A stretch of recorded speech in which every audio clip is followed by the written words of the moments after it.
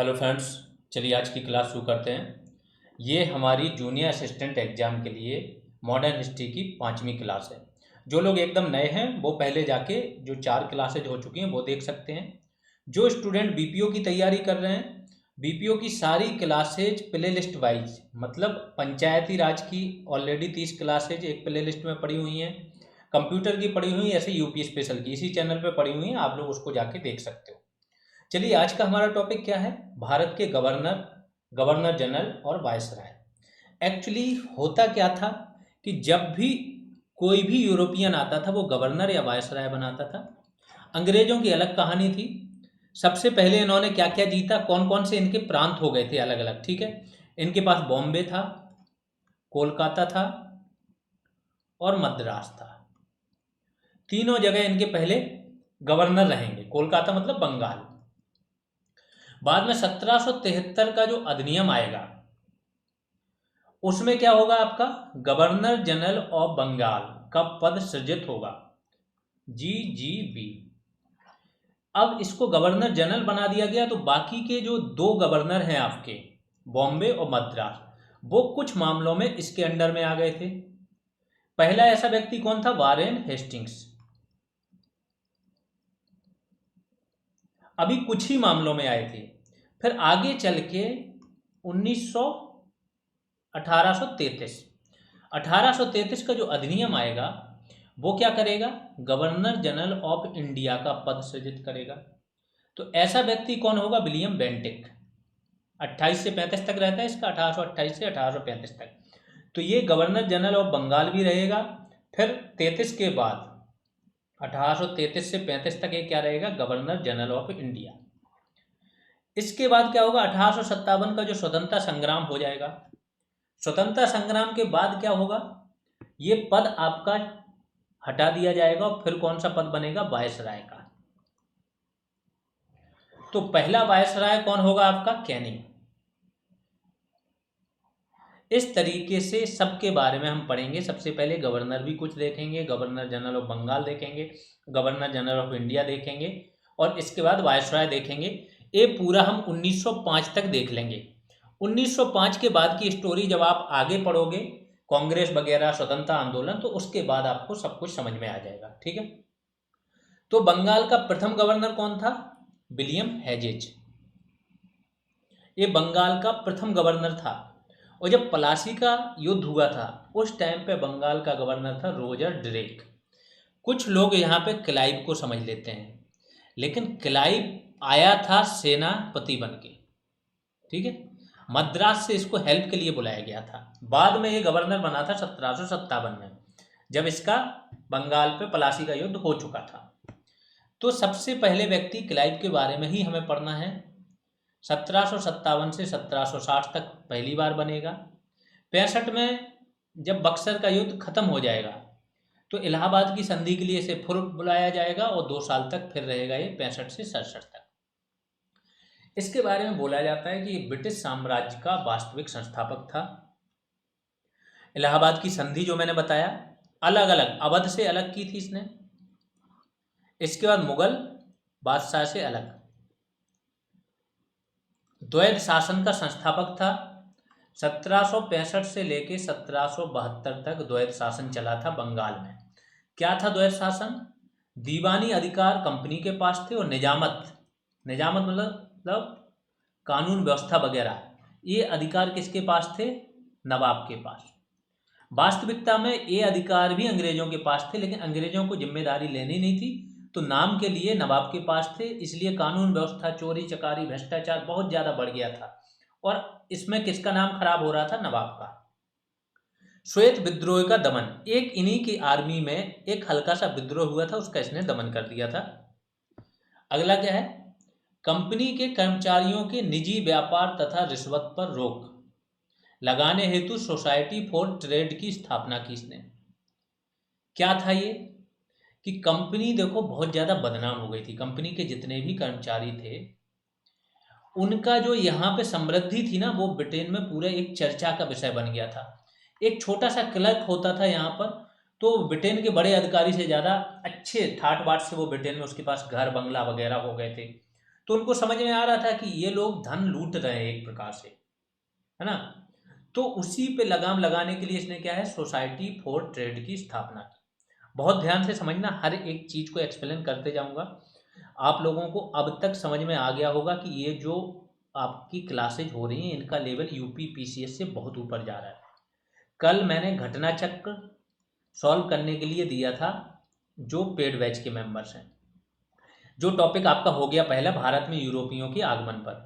तो almost almost जितने question है ना मैक्सिमम मिल गए थे, ठीक है। कुछ सॉल्यूशन से बोला था उनको कि एक्स्ट्रा पॉइंट ऐड कर लेने, तो एक पेज से ज़्यादा सॉल्यूशन नहीं मिला। सोचो, जो एक्स्ट्रा पॉइंट है वो एक पेज से ज़्यादा किसी भी स्टूडेंट को नहीं मिले, उस एक पेज में भी रिपीटेड पॉइंट है। तो इस तरीके से आपकी पढ़ाई हो रही है। सीरियसली पढ़ना जो भी व्यक्ति हो, शायद यहाँ से लाइफ चेंज हो जाए। हर एग्जाम में जीएस आती है और अच्छे लेवल की आने लगी आज की डेट में। दूसरा आपका गवर्नर वारेन हेस्टिंग्स, 1772 से 73 तक एक गवर्नर रहेगा। 73 का जो मैंने बोला है रेगुलेटिंग एक्ट आ जाएगा आपका, तो इसमें क्या बन जाएगा ये 1773, यहां से ये बन जाएगा गवर्नर जनरल ऑफ बंगाल। तो बंगाल का प्रथम गवर्नर जनरल बना। 1772 में प्रत्येक जिले में दीवानी और फौजदारी न्यायालयों की स्थापना की। फौजदारी मैंने बता दिया, निजामत। 1772 में इजारेदारी प्रथा प्रारंभ की। क्या थी ये इजारेदारी प्रथा? इसमें क्या होता था, कोई भूमि होती थी, तो पूरे गांव भर की भूमि है, ये क्या करेगा, जो जमींदार होंगे उनको बोलेगा बोली लगाइए, नीलामी कर देगा। जो सबसे ज़्यादा बोली लगाएगा उसको दे देगा भूमि, और फिर बोलेगा जितना आपको कर वसूलना आप वसूलिए, जो आपने बोली लगाई है वो आपको जमा करनी पड़ेगी हमारे पास।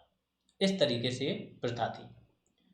द्वैध शासन का इसने अंत किया था 1772 में, जब ये आया था उसी के साथ ही द्वैध शासन का अंत हुआ था। आगे चलते हैं। 1774 में कलकत्ता में सर्वोच्च न्यायालय की स्थापना हुई थी। अगर आप लोगों को पता हो 1773 का जो अधिनियम आया था, सारे अधिनियम आपको पढ़ाए जाएंगे, अभी तो केवल सुनते चलना, तो जो जो पॉइंट किसी अधिनियम से रिलेटेड होंगे ना तो एक समझ बनती रहेगी। अभी एक साथ इतनी सारी चीज़ें फैक्चुअल नहीं करा रहे हैं जिससे कि आपको सारे फैक्ट एक दूसरे से कोलाइड होने लगे और समझ में ना आए, ठीक है। तो 1773 का जो अधिनियम आया था उसमें कलकत्ता में एक सुप्रीम कोर्ट स्थापित करने की बात हुई थी। स्थापना हो गई थी 74 में। एलिजा एम्पे व्यक्ति का नाम है, एलिजा एम्पे पहले ऐसे व्यक्ति थे जो सुप्रीम कोर्ट के मुख्य जज थे, ठीक है। अब इसके समय वारेन हेस्टिंग्स के समय प्रथम आंग्ल मराठा युद्ध हुआ। आंग्ल मराठा युद्ध कब से कब तक हुआ है? प्रथम वाला 1775 से 1782। द्वितीय आंग्ल मैसूर युद्ध हुआ, बताया था 1780 से 84। ये सारी चीजें आप लोग पढ़ चुके हो, अभी आपका रिवीजन हो जाएगा। बनारस के राजा थे, यूपी स्पेशल में बनारस के राजा से एक क्वेश्चन आ ही जाता है, ठीक है। तो इनको कोई व्यक्ति थोड़ा सा गूगल कर लेना। बनारस के राजा चैत सिंह थे, इनको गद्दी से हटा दिया था इसी ने। अवध की जो बेगमें हैं उनसे जबरन धन वसूली की थी, ज्यादती की थी वारेन हेस्टिंग्स ने, और इसी ज्यादती के लिए इस पर क्या है, महाभियोग चलाया गया था ब्रिटेन में। ब्रिटेन में जाने पर महाभियोग चलाया गया था, बाद में इसको बरी कर दिया गया था। कलकत्ता में इसने सदर दीवानी और सदर निजामत अदालतें बनवाई थी। सदर मतलब आपका जिला से बड़ा होता था, तो जिले से बड़े लेवल पे सदर दीवानी और सदर निजामत अदालतें बनवाई। 1781 में कलकत्ता मदरसा की स्थापना की थी। एक क्वेश्चन बहुत बार बहुत जगह पूछा जा चुका है। कलकत्ता मदरसा वारेन हेस्टिंग्स, इसके बाद बनारस संस्कृत कॉलेज, इसकी स्थापना की थी जोनाथन डंकन ने। बाद का है 1791, 10 साल बाद, लेकिन इससे भी क्वेश्चन आते हैं। एशियाटिक सोसाइटी ऑफ बंगाल, इसका संरक्षक बना था वारेन हेस्टिंग्स, ध्यान रखना। 1784 में स्थापना हुई थी, किसने की थी? William Jones. क्या काम था इनका? जो भारतीय ग्रंथ हैं, प्राचीन भारतीय ग्रंथ संस्कृत भाषा में हैं, ब्राह्मी लिपि में है। इनका अनुवाद करना अंग्रेजी भाषा में, जिससे कि अंग्रेज पढ़ पाएँ, प्राचीन भारतीय समाज को समझ पाएँ, उनकी सोच को समझ पाएँ, जो आगे हेल्प करेगी उनको हम पर शासन करने में। तो आप लोग समझ लो, कुछ लोग बिना ज्ञान के जो कुछ भी करने का या लीडर बनने की कोशिश करते हैं, जब तक आपने ज्ञान प्राप्त नहीं किया लीडर बन ही नहीं सकते हो। ठीक है, तो इन लोगों से, अंग्रेजों से भी सीख सकते हो कि अंग्रेज यहाँ पर आए और ऑलरेडी शासन कर रहे हैं, जीत चुके हैं, फिर भी वो क्या कर रहे हैं। 1784 का दौर कौन सा है समझो। यहाँ पे इन्होंने क्या कर लिया, पलासी, पूरा बंगाल जीत लिया। अवध को सहायक संधि के हिसाब से एक प्रकार से अवध की सेना खत्म कर दी इन्होंने। बक्सर के युद्ध में तीनों बड़ी बड़ी सेनाओं को हरा चुके हैं 65 में। मैसूर के आपके 2 युद्ध हो चुके हैं 1784 तक। मराठे का प्रथम युद्ध हो चुका है, सारी संधियाँ। तो एक बड़ा भूभाग है, फिर भी भारतीयों पे लंबे समय तक शासन करना है। तो ये क्या कर रहे हैं, यहाँ के शास्त्रों का, साहित्य का अध्ययन कर रहे हैं, अपनी भाषा में अनुवाद करा रहे हैं। सेम चीज़ हर व्यक्ति को, जैसे लीडर बनना है कोशिश किया करो, ज्ञान प्राप्त करो, माइंड को विकसित करो, एकदम अपने आप लीडरशिप क्वालिटी आ जाएगी।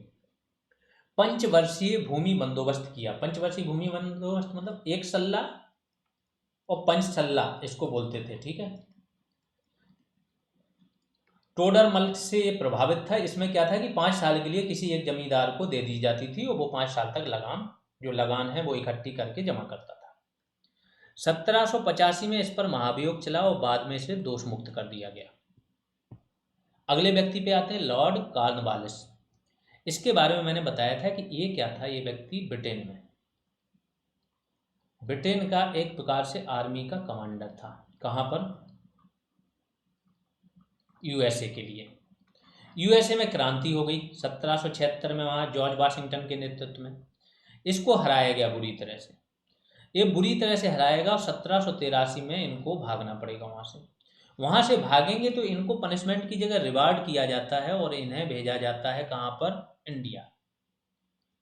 85 में कौन गया यहाँ से, वारेन हेस्टिंग्स। अगला कौन आएगा, कॉर्नवालिस। 86 में आने से पहले शर्त रखेगा कि हम तभी जाएंगे जब हमें सेना का कमांडर बनाया जाए, क्योंकि वहाँ पर भी सेना का चीफ था। ठीक है, दूसरा इसको बोला जाता है कि जो वायसराय की कार्यकारिणी रहेगी 1773 के अधिनियम में, जो वायसराय की कार्यकारिणी रहती है वो 1+4 रहती है।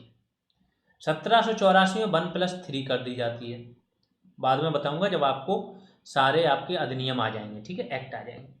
इसके बाद भी ये नहीं माना तो इसने बोला ये जो सदस्य है ना, इनकी सलाह को हम नज़रअंदाज कर पाएँ, ऐसा भी हक इसको मिलेगा। अब आते हैं कॉर्नवालिस ने क्या काम किया। जिला फौजदारी न्यायालय, जो जिला निजामत न्यायालय हैं जो वारेन हेस्टिंग्स ने बनाए थे, इनको समाप्त करके कलकत्ता, मुर्शिदाबाद, ढाका और पटना, यहाँ पे 4 जगह प्रांतीय अपीलीय भ्रमणकारी न्यायालयों की स्थापना करेगा। 22 मार्च 1793, जो सबसे इम्पोर्टेंट काम है इसका, जिसके लिए याद किया जाता है, इसने बंगाल में स्थायी बंदोबस्त मतलब जमींदारी प्रथा चालू की। जमींदारी प्रथा क्या थी, स्थायी थी। इसमें जो भी नीलामी होती थी जमीन की, वो एक जमींदार को दे दी गई। अब वो वंशानुगत उसकी हो गई जमीन, उसको केवल नियत तारीख पे सूर्यास्त से पहले उतनी लगान देनी है जो उसने बोली लगाई, और उसका काम खत्म। उसका भी 10/11वां हिस्सा वो जमा कराएगा, वो 1/11वां हिस्सा वो अपने पास रखता था। ये थी जमींदारी प्रथा। आपकी बंगाल, बिहार, उड़ीसा यहाँ पे थी, बनारस में थी ये। अब आते हैं 1793 में इसने कॉर्नवालिस संहिता, संहिता कहीं पे शब्द आए समझ लेना, ये क्या है, नियम है, रूल्स हैं या कानून है। संहिता में कोड होते हैं, कोड मतलब कानून, जैसे आईपीसी पूरी संहिता है। ठीक है, तो एक प्रकार से एक संहिता लेके आए जिसमें राजस्व संग्रह का कार्य अलग कर दिया और न्यायिक कार्य अलग कर दिया। आपको पता हो पहले कलेक्टर किस लिए था, कलेक्टर का काम होता था पैसा कलेक्ट करना, राजस्व कलेक्ट करना। बाद में कलेक्टर के पास न्यायिक अधिकार भी आ गए, प्रशासनिक अधिकार भी आ गए, बहुत सारे। आज भी प्रशासनिक वगैरह तो सारे हैं, कुछ न्यायिक कार्य भी करता है कलेक्टर, इसलिए जिला दंडाधिकारी भी बोला जाता है उसे। बहुत से कार्य अब क्या है, छीन लिए गए, नहीं तो पहले बहुत सारी पावर होती थी कलेक्टर के पास। पर संविदाबद्ध सिविल सेवा की शुरुआत की। तो सिविल सेवा का जनक भी इसे बोला जाता है, आधुनिक पुलिस का भी जनक इसे बोला जाता है, पुलिस सेवा का। सिविल सेवा की शुरुआत कैसे करता है कि जो कंपनी के डायरेक्टर रहेंगे और वो चीज़ें रहेंगी, उनके रिकमेंडेशन से ही आप क्या है एग्जाम दे सकते हो या नियुक्ति होती थी सिविल सेवा में। 1789 में भारत से दासों के निर्यात पर एक प्रतिबंध लगा देगा। तृतीय आंग्ल मैसूर युद्ध, तृतीय कब हुआ था? 1790 से 92। यहाँ पे टीपू सुल्तान की हार होती है और आधा इसका साम्राज्य छीन लिया जाता है। ठीक है। 1805 में, अभी यहाँ पे क्या है, 1786 से रहेगा ये 93 तक, 86 से 93। ठीक है। कार्नवालिस, इसका टाइम नहीं लिखा है, लिख लेना। ठीक है। 1786 से 93।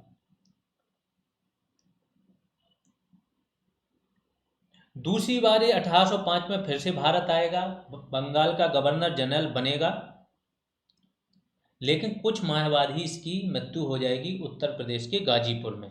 तो वहीं पे इसकी कब्र बनी हुई है। पुलिस थानों की स्थापना करता है, आधुनिक पुलिस विभाग की भी स्थापना ये व्यक्ति करता है। अगले पे चलते हैं, सर जॉन शोर। 1793 से 98 इनने बहुत ज़्यादा काम नहीं किए हैं। तो हैदराबाद और अन्य देशी रियासतों या देशी राज्यों के प्रति इन्होंने हस्तक्षेप की नीति अपनाई कि हम यहाँ पे हस्तक्षेप नहीं करेंगे। 1795 में शिशु वध पर प्रतिबंध लगाया गया, 1795, और 1804-05 में शिशु वध और कन्या हत्या, इन दो पर प्रतिबंध लगाने के लिए कानून बने। तो एक बना आपका सर जॉन शोर के कार्यकाल में।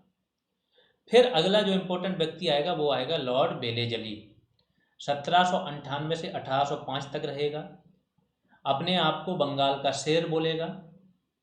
प्लस सबसे ज़्यादा सहायक संधि का उपयोग इसी बंदे ने किया, सबसे ज़्यादा मशहूर था सहायक संधि के लिए। कैसे कैसे किया है ये ऑर्डर आ जाता है। सबसे पहले इसने हैदराबाद के लिए की थी सहायक संधि, ये मैंने बताया आपको। फिर मैसूर, फिर तंजौर, सबका सन भी लिख दिया। फिर अवध, पेशवा, भोसले, सिंधिया, HMT, APBS, ये सहायक संधि स्वीकार करने का क्रम है। इसने पेंशन देकर फर्रुखाबाद, कर्नाटक, सूरत और तंजौर, इन सभी स्थानों का प्रशासन अपने हाथ में ले लिया था। बाद में जब डलहौजी आएगा ना, सबकी पेंशन बंद कर देगा वो। बहादुर शाह जफर की, जो आपके नाना साहेब रहेंगे बिठूर में, उनकी कर देगा। कर्नाटक, सूरत, तंजौर, इन सबकी पेंशन बंद कर देगा। तभी तो ये विद्रोह होता है। 1800 में कलकत्ता में एक कॉलेज की स्थापना करेगा जो है फोर्ट विलियम कॉलेज। किस लिए करता है कि यहाँ पर सिविल सेवकों को प्रशिक्षण दिया जाएगा। लेकिन ब्रिटिशवासी इसके खिलाफ खड़े हो जाते हैं। तो फिर से जो ब्रिटेन के हेलेबरी में है ना, हेलेबरी में एक कॉलेज था जहाँ पर सिविल सेवकों को प्रशिक्षण दिया जाता था। फिर से यहाँ से हटा के इस कॉलेज को बंद कर दिया जाता है और वहीं पर प्रशिक्षण फिर से शुरू हो जाता है ब्रिटेन में, है ना। सिविल सेवा को बोला जाता है आयरन ढांचा, कि सिविल सेवक इनके लिए सबसे इम्पोर्टेंट थे। इन्होंने ही ब्रिटिश शासन को इतने लंबे समय तक बनाए रखा। ठीक है। आगे चलते हैं। 1804-05 में बाल हत्या पर पाबंदी लगा देगा। ईसाई मिशनरियों का विध्वंसक भी इसे बोलते हैं, ये ध्यान रखो बेलेजली को, क्योंकि ये 2-3 जो ईसाई मिशनरी के हेड रहते हैं ना, उन्हें कलकत्ता और बंगाल से बाहर निकाल देता है। आगे चलते हैं। लॉर्ड हेस्टिंग्स 1813 से 1823 तक रहते हैं। ठीक है। विलियम बेंटिक के पहले जो महत्वपूर्ण व्यक्ति है वो यही है। ऑलमोस्ट सारे गवर्नर या गवर्नर जनरल या वायसराय देखेंगे, कुछ जो बिल्कुल इंपॉर्टेंट नहीं है उन्हें इग्नोर करेंगे, कुछ के मामले में केवल 1-2 पॉइंट ही इंपॉर्टेंट है तो केवल उन्हें देखेंगे। तो ये 10 साल तक रहे हैं। रिंग फेंस, सुरक्षित घेरे के स्थान पर इन्होंने कौन सी नीति अपनाई? अधीनस्थ पार्थक। क्या होता है रिंग फेंस, पहले समझ लो। रिंग फेंस की नीति किसके समय प्रचलन में आई? वारेन हेस्टिंग्स की। फेंसिंग आपने देखी होगी, तार फेंसिंग होती है। तो इसका मतलब था कि जो भी अगर अपना राज्य, इसका जैसे ये राज्य यहाँ पर है अंग्रेजों का, तो अपने राज्य की सुरक्षा करना है तो इसके जो पड़ोसी है ना, उनकी सीमाओं की भी सुरक्षा करनी है। अगर कोई व्यक्ति इस पड़ोसी तक ना पहुँच पाए तो यहाँ पे तो पहुँच ही नहीं पाएगा। तो इस पड़ोसी के क्षेत्र को ये बफर जोन बना देता था और पड़ोसी को भी सुरक्षा देता था, लेकिन उस सुरक्षा का खर्च कौन उठाएगा? पड़ोसी। तो इसी क्रम में इसके जो भी मैसूर युद्ध हैं, इसके बाद मराठा युद्ध हैं, इसी नीति के तहत इसने किए हैं कि अपनी खुद के साम्राज्य की सुरक्षा के लिए जो पड़ोसी राज्य हैं उनकी सीमा की भी सुरक्षा करना है, और उस सुरक्षा का खर्च कौन उठाएंगे? आपके वही राज्य। दूसरी नीति थी अधीनस्थ पार्थक। किसके समय में आई? Lord Hasting. अधीनस्थ पार्थक्य क्या होती है?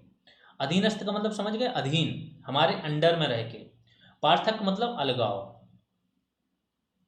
इसका मतलब है कि कोई भी राज्य है, अब अंग्रेजों में भाव आ गया सर्वशक्तिमान वाला। इस टाइम तक आते आते बहुत बड़ा साम्राज्य हो गया।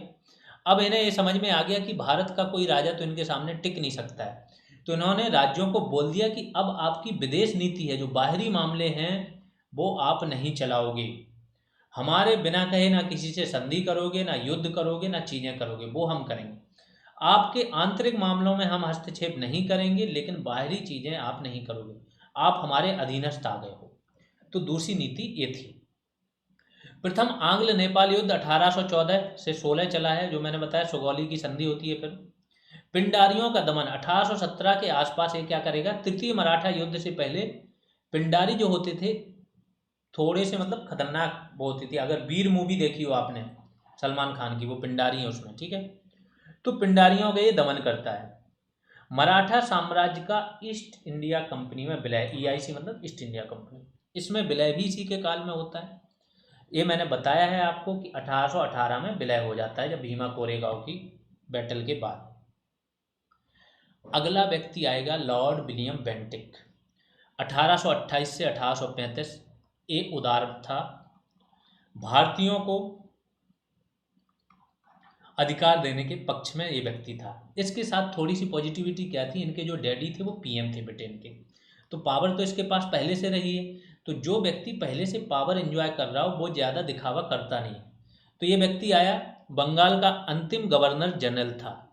जो मैंने बोला गवर्नर जनरल ऑफ बंगाल अंतिम था ये, और इसी के समय में 33 में बिल आ जाएगा तो यही बन जाएगा गवर्नर जनरल ऑफ इंडिया।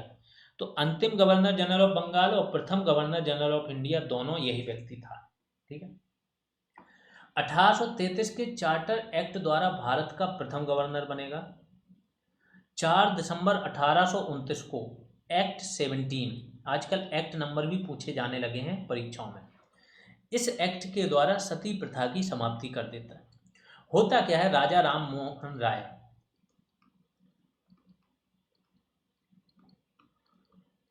इनके बहुत अच्छे दोस्त रहते हैं, इन पे दबाव बनाते रहते हैं बार बार, ये सती प्रथा है, बहुत ही खराब प्रथा है, इसका अंत होना चाहिए। जबकि पूरा समाज इसको धर्म का भाग मानता था, वो खत्म नहीं होने दे रहे थे। राजा राम मोहन राय की खुद की माता ने उनको संपत्ति से बेदखल कर दिया था इसी चीज़ के लिए।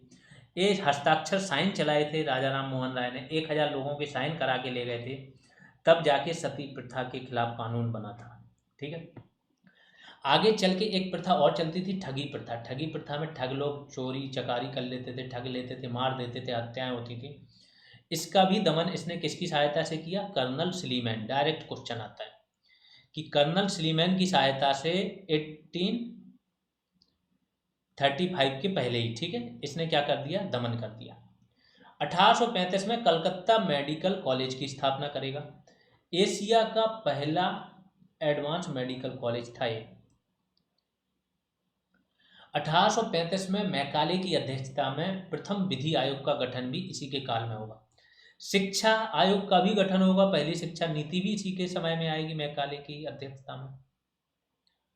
इलाहाबाद में ये सदर दीवानी और सदर निजामत अदालतों की स्थापना करेगा। आपको पता है कॉर्नवालिस ने क्या है? प्रांतीय अपीली भ्रमणकारी न्यायालयों की स्थापना की, और ये व्यक्ति क्या करेगा? इलाहाबाद में सदर दीवानी और सदर निजामत अदालतों की स्थापना करेगा। अदालती भाषा के रूप में फारसी को हटाकर भारतीय भाषाओं के प्रयोग की अनुमति भी ये देता है। जो कोड़े मारने की जो सजा होती है ना, उसको भी ये खत्म कर देता है। ये बड़ा उदार व्यक्ति था, ठीक है। आगे चलते हैं। चार्ल्स मैडकॉफ एक ही साल के लिए रहे हैं, 1835 से 36। एक ही पॉइंट इन पर पूछा जाता है कि समाचार पत्रों से प्रतिबंध हटाने के कारण इसे भारतीय प्रेस का मुक्तिदाता कहते हैं। तो भारतीय प्रेस का मुक्तिदाता किसे करते हैं? चार्ल्स मेडकॉट को। एक्चुअली हुआ क्या था, 1823 में एक सेंसरशिप एक्ट आ गया। क्योंकि जितने भी समाचार पत्र होते थे, इन्हीं में ही जो लेख लिखे जाते थे, उसी से ही देश में जागरूकता फैलती थी और अंग्रेजों के साम्राज्य को चुनौती देते थे फिर लोग संगठित हो गए। तो समाचार पत्रों में बहुत बैन लगाया जाता। 23 का अधिनियम बहुत खतरनाक आया था, बैन लग गया था एक हिसाब से। फिर ये व्यक्ति आएगा और 35 में ये क्या करेगा, यहाँ से हटा देगा प्रतिबंध। इसलिए इसे समाचार पत्रों का या भारतीय प्रेस का मुक्तिदाता बोलते हैं। अगले इंपॉर्टेंट व्यक्ति हैं लॉर्ड ऑकलैंड। 1836 से 42 तक रहे हैं। इनके समय में प्रथम आंग्ल अफगान युद्ध होगा।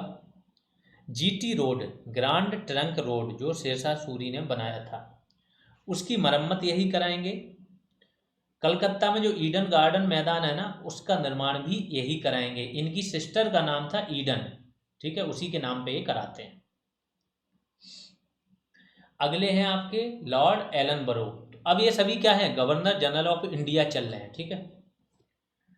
इनके समय में 1842 से 44 तक ही रहते हैं। सिंध का विलय 1843 में हो जाएगा, आप लोगों ने पढ़ा ही होगा, इन्हीं के समय में होगा। 1843 में ही एक्ट 5 द्वारा दास प्रथा का अंत होगा। मैंने बताया था 1833 का जो अधिनियम आया था, उसमें इसका प्रावधान था कि दास प्रथा का अंत किया जाएगा। लेकिन अंग्रेज जो होते थे, अगर उनके हित टकरा रहे हैं तो वो विरोध करते थे, तो वायसराय या गवर्नर जनरल ऑफ इंडिया को भी झुकना पड़ता था। तो उस टाइम पे ये खत्म नहीं हुई, लेकिन 43 में फिर क्या है, भारत से दास प्रथा का अंत हो गया। आगे चलते हैं लॉर्ड हार्डिंग प्रथम। अब इसके भी इम्प्लीकेशंस हैं, थोड़ा और डिटेल में जाओगे तो होता क्या था कि दास प्रथा का तो अंत हो गया, बंधुआ मजदूरी होती थी दास प्रथा। दूसरे क्रम में आगे चल के गिरमिटिया मजदूर बनने लगेंगे, तो एग्रीमेंट पे साइन कराएंगे मजदूरों से, और एग्रीमेंट मजदूरों को बोलना नहीं आता था, तो क्या करते थे, गिरमिट गिरमिट बोलते थे। तो ऐसे गिरमिटिया मजदूर हर जगह, जितने भी जगह भारत की जो होते हैं भारतीय मूल के लोग हैं, सेशेल्स हो गया आपका, भारतीय मूल के लोग हैं यहाँ पर, मालदीव में भी भारतीय मूल के ही लोग हैं, ठीक। तो इनको ले गया मजदूर बना के। सेनेगल हो गए, जो आपके ये वेस्ट इंडियन कंट्रीज हैं, है ना, नॉर्थ अमेरिका में बहुत सारे, नॉर्थ अमेरिका और साउथ अमेरिका के बीच में बहुत छोटी छोटी कंट्री वहाँ पर है। साउथ अमेरिका में एक दो कंट्री हैं जहाँ पे भारतीय मूल के बहुत सारे लोग। तो इनको गिरमिटिया मजदूर, केवल इनसे हाथ अंगूठे का निशान लगवा लेते थे, काम वही होता था, थोड़ा बहुत पैसा दे दिया जाता था रहने खाने लायक। तो एक ना एक रूप में वो क्या है, एक चीज का अंत होता था, दूसरी चीज वो अपने हित के अनुसार शुरू कर देते थे। अगले हैं लॉर्ड हार्डिंग प्रथम।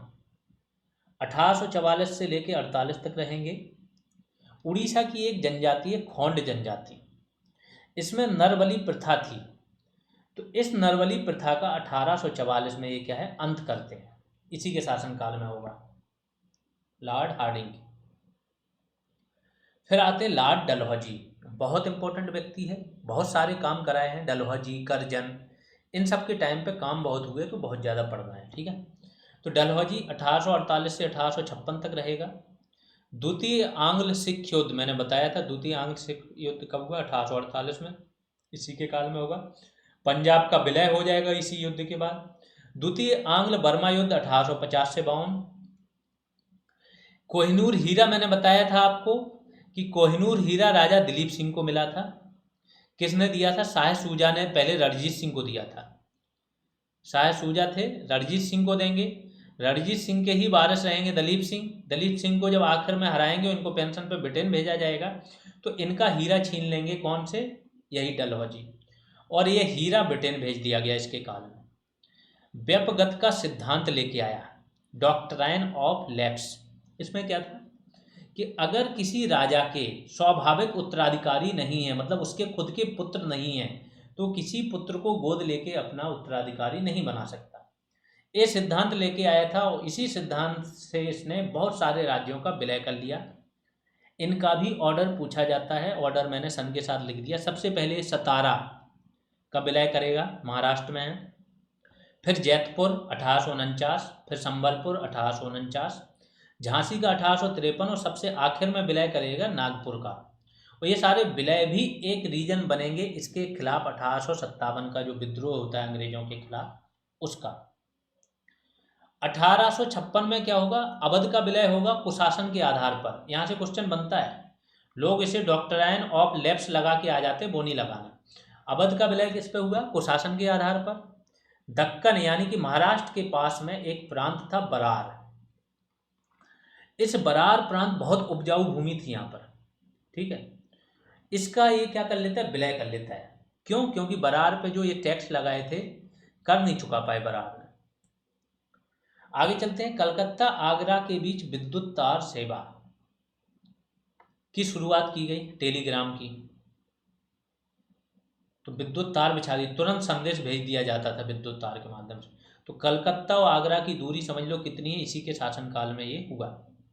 बंबई से थाने के बीच प्रथम रेल चली 1853 में। 1854 में दूसरी रेल चली कलकत्ता से रानीगंज के बीच में। 1854 में ही डाक टिकट की शुरुआत हुई डलहौजी के काल में। 1854 में ही चार्ल्स वुड का डिस्पैच, इसे मैग्ना कार्टा बोला जाता है। मैग्ना कार्टा क्या है, महान अधिकार पत्र। चार्ल्स वुड जो थे शिक्षा के क्षेत्र में इन्होंने बहुत सारे क्रांतिकारी सुझाव दिए थे, और यहीं से, क्योंकि मैकाले तो सब चीज गड़बड़ करके चला गया। मैकाले ने क्या बोला, अधोगति निस्यंदन सिद्धांत, डाउनवर्ड फिल्ट्रेशन थ्योरी, कि हम केवल ऊपर के कुछ लोगों को शिक्षित कर देते हैं अंग्रेजी भाषा में, फिर नीचे शिक्षा अपने आप फैल जाएगी। ये व्यक्ति आता है, ये बोलता है अंग्रेजी भाषा ज़्यादा जरूरी नहीं है, प्राथमिक शिक्षा जो है आपकी मातृभाषा में होनी चाहिए, पहली चीज़। दूसरी चीज़, हर राज्य के खुद के शिक्षा आयोग होने चाहिए, व्यावसायिक शिक्षा दी जाए, महिला शिक्षा दी जाए, ऐसे बहुत सारे काम करते हैं। बोलता है लंदन यूनिवर्सिटी की तर्ज पे देश में बहुत सारी यूनिवर्सिटी होनी चाहिए, तो उसी टाइम पे कलकत्ता, बॉम्बे, इन सब यूनिवर्सिटी की भी स्थापना होगी। तो ये सब चार्ल्स वुड डिस्पैच का ही कमाल था। इसी के समय में सार्वजनिक निर्माण विभाग, PWD, आज भी ये डिपार्टमेंट चलता है, इसका गठन होगा। एक दोआब रहता है, बारी दोआब नहर, इसका निर्माण कराएगा। यूपी वालों के लिए इंपॉर्टेंट है, जो गंगा नहर है इसका निर्माण भी कौन कराएगा, डलहौजी। GT रोड की मरम्मत एक बार ऑकलैंड करा गए, ये भी व्यक्ति क्या है, GT रोड की मरम्मत कराएगा। 1851 में भारतीय भू सर्वेक्षण विभाग की स्थापना इसके कार्यकाल में होगी। एक कानून था धार्मिक निर्योग्यता कानून, क्या था, इसमें था कि अगर कोई हिंदू है और वो कोई धर्म परिवर्तन करता है तो उसको संपत्ति में से उसका हिस्सा नहीं रहेगा, जो पैतृक संपत्ति है। फिर ये बंदा, चूंकि यहाँ पे 1813 में क्या करेंगे, अधिनियम द्वारा जो मिशनरी हैं वो सरकार से परमिशन लेके अपनी गतिविधियां कर सकती थी हर जगह। तो बहुत बड़े पैमाने पे ईसाई धर्म का प्रचार प्रसार और धर्मांतरण चल रहा है इस टाइम पे देश में, ठीक है, 50 में। अब धर्मांतरण में रोक कौन सा लगा रहा है कि अगर किसी व्यक्ति ने ईसाई धर्म अपना लिया तो वो क्या है, धर्म में उसकी पैतृक संपत्ति क्या होगा, बेदखल हो जाएगा। ये बंदा कानून लेके आया धार्मिक निर्योग्यता कानून की, अगर आप क्या कर रहे हो, धर्म परिवर्तन कर रहे हो, तब भी आप अयोग्य नहीं होगे, संपत्ति में आपका हिस्सा बना रहेगा। जो सेना का प्रधान कार्यालय था उसको शिमला में बना दिया, क्योंकि यहाँ गर्मी बहुत होती थी उस टाइम पे, AC वगैरह तो थी नहीं, तो शिमला ठंडा रहता था, वहीं रहते थे, तो प्रधान कार्यालय भी सेना का शिमला बना दिया। रुड़की इंजीनियरिंग कॉलेज की भी स्थापना कर दी डलहौजी ने। अब आते हैं लॉर्ड कैनिंग, 1856 से लेके 1862। चूंकि सारा काम कौन करके गया, डलहौजी। जितना भी देश में असंतोष फैल सकता है सारा फैला के कौन चला गया, डलहौजी। आगे आगे फंस कौन गए, कैनिंग। असंतोष है, हर व्यक्ति कहीं ना कहीं असंतुष्ट है, उसके अंदर गुस्सा है, अब वो चिंगारी लगने की केवल जरूरत है, और 57 में ये चिंगारी मंगल पांडे की फांसी से लग जाती है। आगे चल के 10 मई मेरठ छावनी से विद्रोह शुरू हो जाता है। तो ये चिंगारी लगती इनके कार्यकाल में है, और काम कहाँ हुआ था, सारा चिंगारी लगने वाला डलहौजी के काल में। तो ये क्या होगा, तूफान की संज्ञा देगा किसे, जो 57 का स्वतंत्रता संग्राम होगा। आगे चल के पढ़ाया जाएगा हर चीज, अभी केवल सारे गवर्नर जनरल जान लो। तो भारत का अंतिम गवर्नर जनरल था, फिर गवर्नर जनरल का पद समाप्त हो जाएगा। ईस्ट इंडिया कंपनी का शासन भी 1857 के बाद समाप्त हो जाएगा 58 में, और अब सीधा क्राउन का, ब्रिटिश राजा का शासन होगा इंडिया पर, और पद का नाम क्या हो जाएगा, वाइस रॉय, ठीक है, जो केवल क्राउन को रिपोर्ट करेगा। हिंदू विधवा पुनर्विवाह अधिनियम 1856 आया इसी के कार्यकाल में, जबकि इसका ड्राफ्ट बना था डलहौजी के काल में। 1857 का विद्रोह होगा, विद्रोह को तूफान की संज्ञा देगा ये व्यक्ति। बम्बई, कलकत्ता और मद्रास में विश्वविद्यालयों की स्थापना, जो 1854 का चार्ल्स वुड डिस्पैच है। अब वहां से क्या है, सुझाव मिल गए, लेकिन तुरंत थोड़ी यूनिवर्सिटी बन जाती है, तो इसके कार्यकाल में वो सारी चीजें बनेंगी। विभागीय प्रणाली की शुरुआत, पोर्टफोलियो सिस्टम। क्या होता है पोर्टफोलियो सिस्टम? कि हर मंत्री का अपना एक विभाग होता है, मंत्रालय के अंदर भी बहुत सारे विभाग होते हैं। उसकी शुरुआत भी 1861 का अधिनियम होगा उससे होगी, और वो किसके कार्यकाल में हो रहा है? कैनिंग के कार्यकाल में। ठीक है।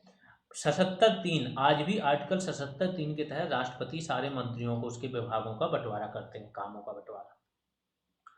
भारतीय उच्च न्यायालय अधिनियम भी इसके कार्यकाल में आएगा 1861 के तहत।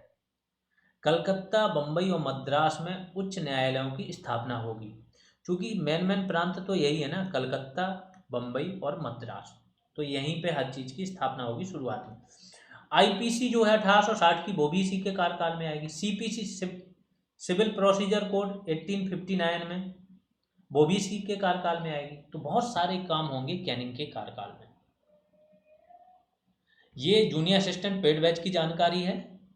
यहाँ पर आपको सारी पीडीएफ्स मिल जाएंगी जैसे जैसे क्लास होती जा रही हैं। थोड़ी कुछ दिनों बाद क्लासेज की स्पीड बढ़ जाएगी, एक साथ 2 सब्जेक्ट भी चल सकते हैं, जैसे जिस हिसाब से ही आपकी एक समझ बनती जाएगी वैसी चीज़ें होती रहेंगी। प्रीवियस एस क्वेश्चन स्टार्ट हो गए हैं, एक टॉपिक पर हो चुके हैं, जिससे कि साथ में आपकी प्रैक्टिस भी चलती रहे और वैल्यू एडिशन भी होता रहे। टास्क कुछ दिनों बाद शुरू हो जाएंगे, वैल्यू एडिशन क्लासेज की भी जहाँ जरूरत होती है होती रहेंगी। फुल लेंथ टेस्ट भी होंगे, सब्जेक्ट वाइज टेस्ट होंगे, ये सारी चीज़ें आपको मिल जाएंगी कहाँ? पेड बैच में। और एक क्लासरूम का सबसे बड़ी चीज़ है, क्लासरूम का माहौल मिल जाता है, तो आप ऑल टाइम पढ़ते रहते हो। ठीक है। ग्रुप कॉल होती रहती है, तो आपके डाउट्स क्लियर हो जाते हैं। 299 फीस है, इस नंबर पे पे करनी है, ये नाम देख लेना, और इसके बाद टेलीग्राम या व्हाट्सएप में से किसी पर भी स्क्रीनशॉट भेज देंगे। कोई क्वेरी आएगी तो आप इस पर कॉल कर सकते हो। इस तरीके से आप क्या है, जूनियर असिस्टेंट का पेड बैच ज्वाइन कर सकते हो। बीपीओ की भी अगर आप तैयारी कर रहे हो तो सेम प्रोसीजर है, फी उसकी भी 299 है, ऐसे ही पे करके आपको इन्हीं नंबरों पे भेजनी है, तो उसको भी ज्वाइन कर सकते हो। अब आते हैं लॉर्ड मेयो। मेयो के बारे में एक ही पॉइंट आता है, क्वेश्चन आता है, लेकिन जानना जरूरी है। जो लोग भी पंचायती राज या बीपीओ की तैयारी कर रहे हैं, उन्होंने मेयो के बारे में 2-3 चीज़ें और पढ़ी होंगी, अभी उसका जिक्र होगा। 1869 से लेकर 72 तक रहता है। प्रथम सीमित जनगणना 1872 में। इसको एक तो अनियमित भी बोलते हैं, अनियमित जनगणना या सीमित जनगणना। 1872 में पहली बार जनगणना इसी के काल में होती है, लेकिन जो नियमित जनगणना है वो 1881 से लॉर्ड रिपन के कार्यकाल से शुरू होती है। राजद्रोह की धारा है 124A, इसी के कार्यकाल में 1870 में आई थी। 1870 में मेयो ने एक प्रस्ताव लाए थे स्थानीय स्वशासन और वित्तीय विकेंद्रीकरण के लिए। इन्होंने बोला था कि जिला लेवल पर एक समिति हो जो क्या करे, सारे निर्णय ले और जिला में विकास कार्य कराए। बाद में समिति का अध्यक्ष क्या सरकारी व्यक्ति हो गया, तो फिर उतना सक्सेस नहीं हुई, बट पहली बार प्रयास इसी व्यक्ति ने किया था। कृषि विभाग की स्थापना भी इसके कार्यकाल में हुई। भारतीयों को राय बहादुर और खान बहादुर इसकी उपाधि देना भी लॉर्ड मेयो के कार्यकाल में प्रारंभ हुआ। 1872 में क्या हुआ, अंडमान निकोबार द्वीप आपने देखे होंगे, बंगाल की खाड़ी में।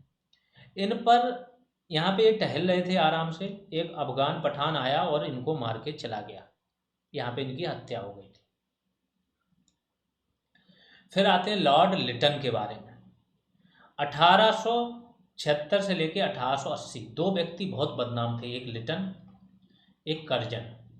प्रतिक्रियावादी थे, बच्चों की तरह प्रतिक्रिया देते थे, यहाँ से कुछ हुआ ना वो तुरंत नया कानून लाते थे उसको मिटाने के लिए। तो प्रतिक्रियावादी वायसराय था, भारतीयों में असंतोष था इसके खिलाफ। 1877 में दिल्ली में भव्य दरबार का आयोजन किया। तो दिल्ली दरबार किसके कार्यकाल में हुआ, ऐसे क्वेश्चन अभी लेटेस्ट किसी यूपी SSC के एग्जाम में पूछा गया था, शायद कर्जन के बारे में पूछा था या लिटन के बारे में, बट पूछा था। ठीक है, तो इसके काल में भी दिल्ली दरबार का आयोजन हुआ। और इस दरबार में क्या हुआ, महारानी जो विक्टोरिया है ब्रिटेन की, इन्हें कैसर ए हिंद की उपाधि दी गई। आगे चल के आपको पता है बोअर युद्ध होगा दक्षिण अफ्रीका में। उस युद्ध में अंग्रेजों की एक हेल्प करने के लिए गांधी जी को भी क्या मिलती है, कैसर ए हिंद की उपाधि मिलती है।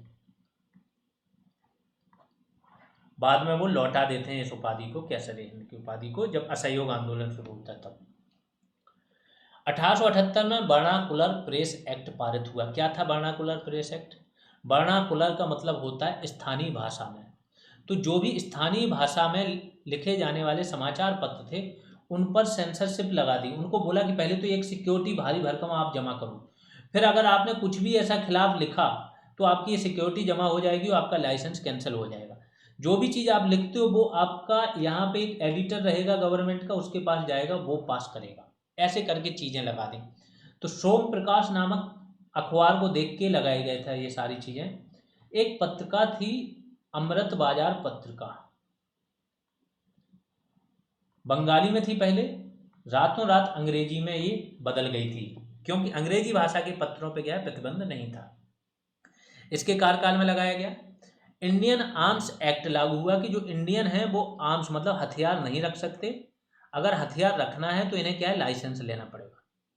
1878 में सिविल सेवा में जो बैठने की उम्र है, मैक्सिमम उम्र 21 थी पहले, अब इन्होंने क्या है 19 कर दी। मतलब जब तक भारतीयों को होश आएगा ना तब तक उसकी उम्र निकल गई सिविल सेवा में। आज तो वैसे भी 32 है, उसको लोग बोलते हैं कि बहुत कम है। उस टाइम देखो क्या था, कितनी चुनौतियां थी। अगला चलते हैं। 1879 में वैधानिक नागरिक सेवा की शुरुआत की। आप लोगों के लिए क्वेश्चन है कि प्रथम भारतीय जो सिविल सेवा में गए थे उनका नाम क्या था और किस सन में वो गए थे। अगला व्यक्ति है लॉर्ड रिपन। ये बहुत ही महान व्यक्ति था भारतीयों की नज़र में। भारतीयों की नज़र में सबसे लोकप्रिय व्यक्ति यही बनेगा। ठीक है, एक बेंटिक भी अच्छे व्यक्ति थे, ये और महान बनेगा। उदारवादी था। इसकी बुक का नाम है जो इसने लिखी है द ड्यूटी ऑफ एज। 1881 में प्रथम कारखाना अधिनियम इसी के कार्यकाल में आया। चूंकि देखो कारखाना अधिनियम क्या था, पहले ना जो कारखाने में काम करते थे लोग बाग, उनकी कार्य करने की दशा बहुत खराब थी। तभी तो फिर आपने देखा ना नीति निर्देशक जो सिद्धांत उसमें लिखा है ना, काम की मानवोचित दशाएं, है ना। तो अब है या किसी व्यक्ति के स्वास्थ्य की या सुकुमार अवस्था का दुरुपयोग ना हो, ऐसे करके क्यों डाले गए, क्योंकि मजदूरों की दशा बहुत खराब थी। 16 से लेके 18 कभी कोई 20-20 22-22 घंटे काम कराया जाता था। सुरक्षा नाम की चीज़ नहीं होती थी। मजदूर खड़ा रहता था, पता चले इधर भट्टी जल रही है लोहे का या कोयले की, और उसको खड़े खड़े नींद आ गई, चला गया, पता ही नहीं चला कब जल गया। फेंसिंग नहीं हुआ करती थी, कोई भी सुरक्षा नहीं। मशीनें चल रही बड़ी बड़ी, यहाँ खड़े हैं, बहुत से लोग मारे जाते थे, कोई सुरक्षा नहीं। 18-18 घंटे जब उससे काम कराया जाएगा तो वो व्यक्ति किस लायक बचेगा। बच्चों से काम कराया जाता था 15-15 20-20 घंटे। तो फिर क्या हुआ, ब्रिटेन में कुछ नियम आ गए, प्लस वहाँ पे मजदूरी बढ़ गई। जब वहाँ मजदूरी बढ़ गई तो वहाँ की चीज़ें महंगी होने लगी, भारत में बनी चीज़ें सस्ती होने लगी। तो जब भारत की चीज़ें सस्ती रहेंगी तो ब्रिटेन की चीज़ें कौन खरीदेगा, नहीं खरीदेगा कोई।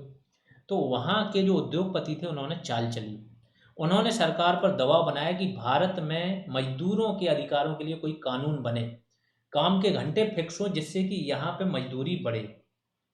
काम वो कम करेंगे तो खर्चा ज़्यादा आएगा जिससे कि चीज़ों की कीमतें बढ़ें। तो वो अपने फ़ायदे के लिए सोच रहे थे लेकिन यहाँ के लोगों का फ़ायदा हो गया। तो ब्रिटेन के लंकाशायर नामक जगह से ये मांग उठी थी, ध्यान रखना, मजदूरों के अधिकारों की, और इसी पर प्रथम कारखाना अधिनियम बना। महिलाओं तथा बच्चों के कार्य करने के समय सीमित किए गए। अगर 7 वर्ष से कम उम्र का बच्चा है तो वो काम बिल्कुल नहीं करेगा, लेकिन 7 से 12 वर्ष है ये उम्र, देखो अधिकतम 9 घंटे ये कार्य कर सकता है। आज की डेट में कोई 8 घंटे काम नहीं करना चाहता है, और यहाँ 12 वर्ष 7 से 12 वर्ष का बच्चा है तो उसमें प्रतिबंध भी लगाया। तो क्या कि अधिकतम 9 घंटे, और 1 महीने में 4 छुट्टियाँ उसे मिलेंगी, संडे की जो आज भी मिलती हैं।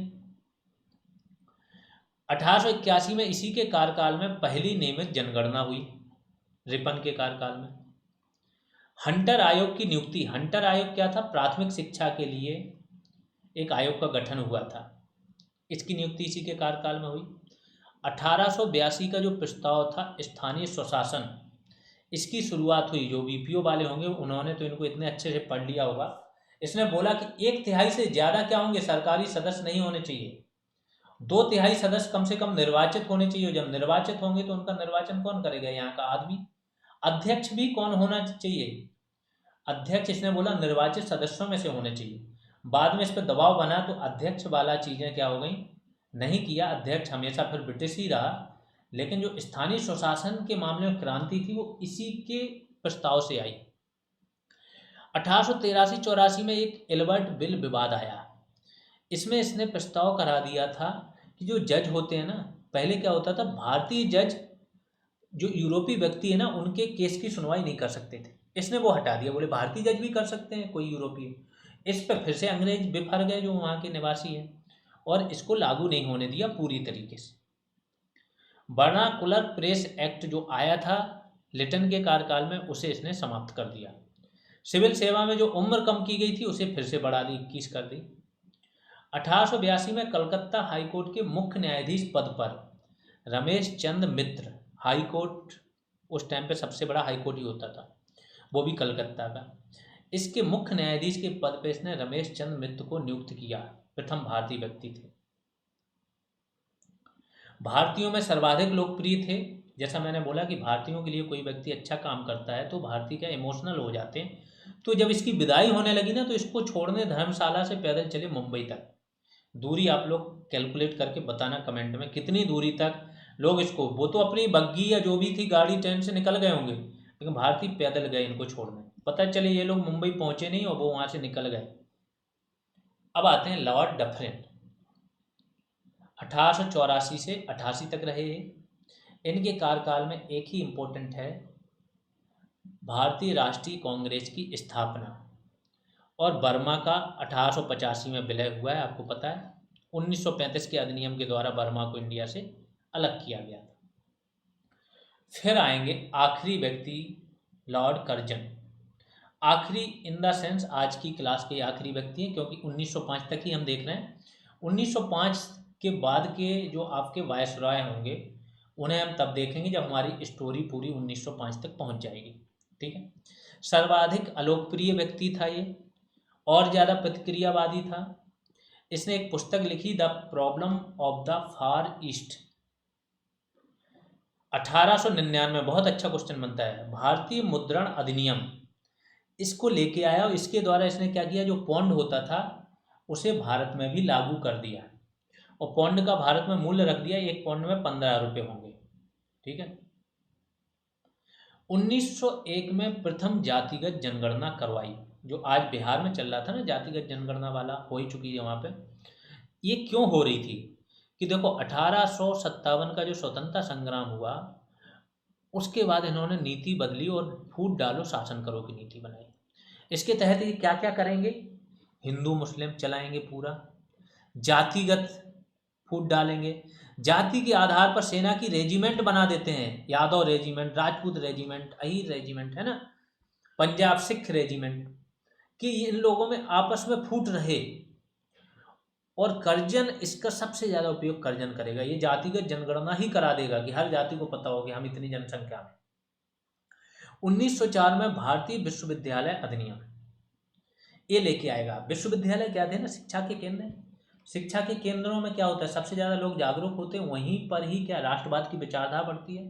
तो कलकत्ता विश्वविद्यालय बहुत फेमस था राजनीतिक चेतना के लिए। उस पर लगाम लगाने के लिए इसने क्या, रेले आयोग बनाया एक 1902 में। थॉमस रेले की जो सिफारिशें थी उसी पर ही ये अधिनियम लेके आया, भारतीय विश्वविद्यालय अधिनियम, जिसमें प्रतिबंध लगाए गए थे कि विश्वविद्यालय में पढ़ने वाले लोग क्या क्या नहीं कर सकते। ASI जो आर्कियोलॉजिकल सर्वे ऑफ इंडिया ने, जो प्राचीन स्मारक हैं, विश्व विरासत स्थल हैं, तो उनके संरक्षण के लिए इसने एक अच्छा काम भी किया अपने ही लिए था, लेकिन कि प्राचीन स्मारक संरक्षण कानून लेके आया। 1899 में क्या हुआ, कलकत्ता में आपको पता है नगर निगम बना है।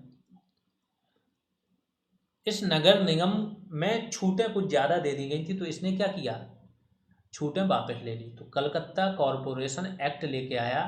निगम में जो निर्वाचित संख्या है उनकी, निर्वाचित सदस्य हैं, तो निर्वाचन का जहाँ पे भी जिक्र आएगा समझ लो निर्वाचन कहाँ होगा, यहाँ के लोग करेंगे, मत डालेंगे, और जब यहाँ के लोग मत डालेंगे तो यहीं के लोगों को जिताएंगे। तो इसने क्या किया, निर्वाचित सदस्यों की संख्या में कटौती कर दी। 1903 में दिल्ली में दरबार का आयोजन कराएगा, और दिल्ली दरबार होता ही था ब्रिटेन के शासक के लिए। तो एडवर्ड सप्तम सम्राट थे इस टाइम पे। 1904 में जो ऑफिशियल सीक्रेट अमेंडमेंट एक्ट है कि कोई भी व्यक्ति अंदर की चीज़ें लीक नहीं कर सकता, देश की सुरक्षा से जोड़ देंगे, आज भी ये एक्ट चल रहा है। 1905 में बंगाल विभाजन, ये एक्ट से याद आया, जो इमरान खान जेल में बंद है ना, इसी एक्ट के तहत है। पाकिस्तान में भी यही एक्ट है और इसमें फांसी तक की सजा है। जो उन्होंने एक साइफर करके केस था, साइफर करके एक मतलब इंटरनल डॉक्यूमेंट था जो अमेरिका ने भेजा था, उसको उन्होंने लीक कर दिया, ऐसा इन पे केस है। 1905 में बंगाल विभाजन इसी के कार्यकाल में होगा। बंगाल का विभाजन ही इसीलिए कर देता है क्योंकि बंगाल में राष्ट्रवाद बहुत बड़े पैमाने पर फैलता है, तो फूट डालने के लिए हिंदू मुस्लिम का विभाजन कर देता है। भाषा के आधार पर नहीं करता है, जो एक मुस्लिम बहुल जनसंख्या है उसको अलग कर देता है और हिंदू बहुल अलग, और दोनों में बंगाली बोलने वाले हैं। आगे चल के जब पढ़ाएंगे बंगाल विभाजन तो पूरा समझ में आएगा। 1905 में पूसा में कृषि अनुसंधान केंद्र, पूसा कहाँ है, बिहार में, तो कोलकाता बंगाल, बंगाल अभी तक राजधानी है, ठीक है। अब बंगाल में ही बिहार आ रहा है तो मेन काम भी यहाँ पे हो रहा है, बाद में भूकंप से ये गिर जाता है, तो यही पूसा कृषि अनुसंधान केंद्र आज की डेट में दिल्ली में है, ठीक है। सबसे अधिक रेलवे लाइनें करजन के समय में बिछी, सबसे ज़्यादा रेलवे का विकास भी इसी के समय में हुआ है, ये ध्यान रखना। और करजन के समय में कुछ आयोगों का गठन हुआ, देख लो कौन कौन से। अकाल से संबंधित आयोग 1900 में मैकडोनल्ड, और भी इसके पहले स्मिथ एक आयोग बना था अकाल पर, स्ट्रेची बना था, कैंपबेल बना था। ये सारी चीज़ें जब आपको आयोग स्पेसिफिक पढ़ाएंगे वहाँ आ जाएंगी, ठीक है।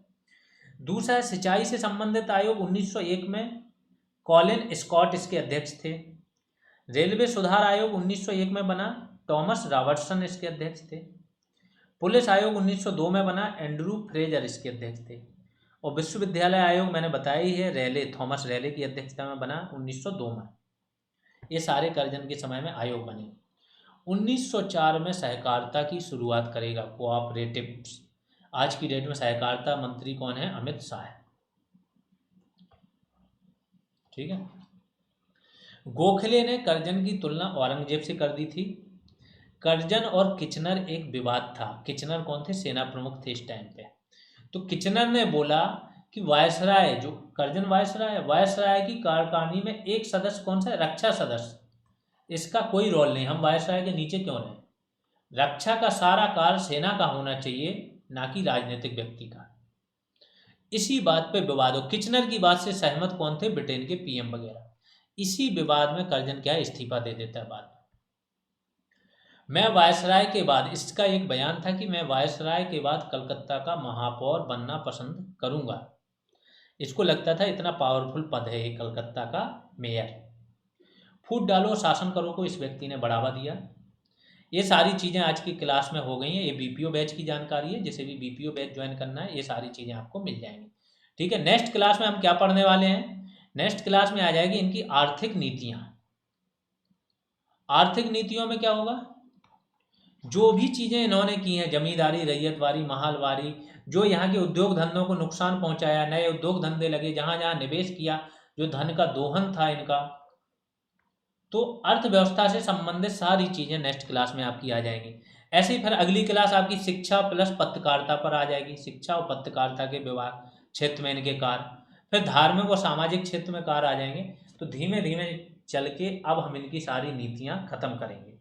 चलिए, आप लोगों को अगर क्लासेज अच्छी लग रही हैं, यूजफुल लग रही हैं, तो बिल्कुल शेयर करते रहिए। इस चीज़ को बढ़ाने की भी जिम्मेदारी आप लोगों की है। अभी के लिए इतना ही, धन्यवाद।